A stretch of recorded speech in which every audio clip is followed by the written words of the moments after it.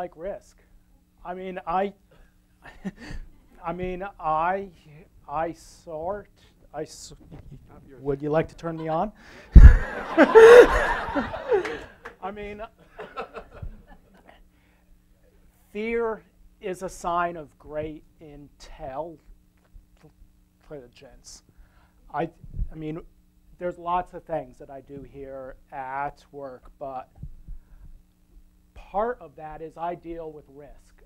I'm the guy that takes care of all the trees. We have mapped. We've got 2,600 individual trees that I know on a first name basis.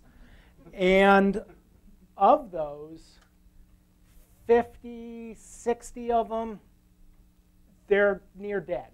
And they're risky. What is a tree? I mean, you know what a tree is when you look at it, but a tree is a large woody plant that if it falls down would kill you. Not good for my job, okay? So these 50, 60 trees, once a year, I go around and I look at them. I say hi. I kind of look at the root flare. I look at the tops. I do a risk assessment. All right, will this tree fall down on some kid on his way back from the grill with a love me tender in his hands? You know, so I like to avoid risk. Trees die slow. When a tree has a sick part, they're not like us. Trees don't heal. Trees will close off its sick part. Trees will just take a branch and say, this branch isn't producing for me now. I'm going to wall this off. This part will die, and I'll get on with the rest of me. So now we've got this big branch up there in this tree that could fall, kill the poor kid, walk in with a love me tender in his hand. So on our crew, there's 3, 4, 5 of us that actually go up and we climb the trees and we cut that stuff out. Trees are tall, 50, 60, 70 feet up in the air. We throw a rope up there and then we climb on a rope this big with a chainsaw. Okay? I don't tell my mom what I do, you know. I mean, she did say don't run with scissors. She didn't say don't climb with a chainsaw. You know, so okay, I like to avoid risk. What the hell am I up in a tree for? Well, it's fun, you know, but so what do? We plan and we practice. I'll sit on the couch at night and tie knots that I use up in the tree. I can tie knots with my eyes closed behind my back because someday I might have to. We plan, we practice. Before I start the chainsaw, okay, here's my rope, here's the branch, here's my left leg, here's my right leg. We plan, we practice.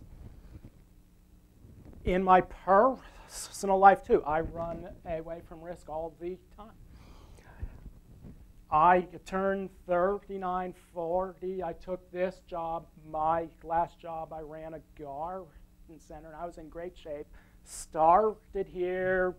I gained some weight, which was great because I was too thin at my last job from stress. But then I turned 40. I'm like, ugh, you know, aging, that's a risk. I've heard that you can die from that. You know, so I started to run. Now I run 2, 3, 4 times a week. I actually took my dog out for a run this morning and ran through this speech once. She thought that I was dull and long-winded and squirrel, you know. So I do. I'd like to avoid risk when I can. So I can hear what you're thinking. You're thinking, okay, you like to avoid risk. What the heck are you up here for? You've got a heck of a stutter. You know, okay, yeah. You know, it's something, as a kid, I actually used to stutter quite a bit worse. And now it's only every, couple of words. I'm not even paying attention. Thank God. But for me, I'm not taking a risk by being up here. For me, it's the risk of inaction. It's the risk of inaction. I feel like I need to do things like this. I'm not a guy that sits still that well. I go forward all the time. I learn a lot of things. If I'm not going forward, I'm going backwards. So I learned a lot. I didn't know trees when I came here. I actually came from the world landscape horticulture, where I did landscape design. I ran my own company, things like that, and I learned to take care of myself. My dad worked at Pratt & Whitney Aircraft for 35 years as a nuclear engineer.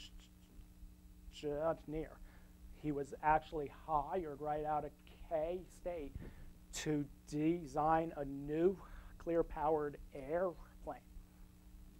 They actually, on paper, got it to work. How's that? Great nuclear reactor flying up in your head, you know. But, I mean, actually, the one thing that caused it not to work was the shielding back then didn't work that well.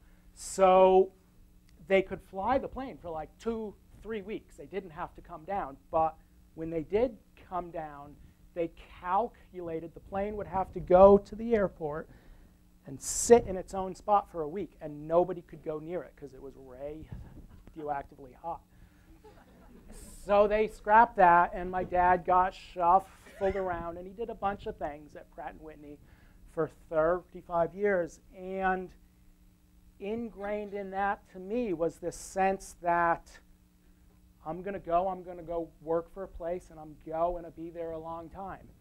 So right out of UVM, I got a job as a landscape designer for a garden center up there, where there's now a Lowe's. They went Chapter 11 out of maybe, if I was there, a year and a half. So I've learned to take care of myself. I've learned to be my own advocate. I'm an active participant in my own life. I feel like doing things like this is not a risk. Sitting on the couch, watching TV all day, not caring about the outside world, not learning new things, not learning new skills, that is the risk that I see, because I could lose my job next week. Be an active participant in your own life. I wrote a blog post last week on, or perhaps it was two weeks ago. Things blur in the fall as a landscaper. I got a lot of things to do. But when I was thinking about this talk, I started thinking about resumes and all that. So I wrote a blog post about it. Who here has a resume? Good. When's the last time you looked at it? Once a year, look at your resume. Always be prepared. Don't take that risk that you're not prepared. You may meet some guy in an elevator that'll want to give you a job? Yeah, fax. Oh, well, you don't fax now. Email me your resume. Good. You want to do that 5 minutes after you got off the 5 minutes after you got off the elevator, not the next day after you stayed up all night fixing it. Be prepared for tough interview questions. You didn't say the one that I like. I sat down at this one. This was a touchy-feely company up in Burlington. I won't name names. So they sat right across me. There was 3 of them, and there was me. I was scared to death, worse than now. They looked right at me and said, okay, tell us a joke. How many of you know a good, clean joke? You know, I don't know a good, clean joke, but you know, I know the truth. You know those big round bales that they make hay from now? They're about to pass a law that, you know, you can't make those. Cows just can't get a square meal. You know, so. Oh, I'm sorry.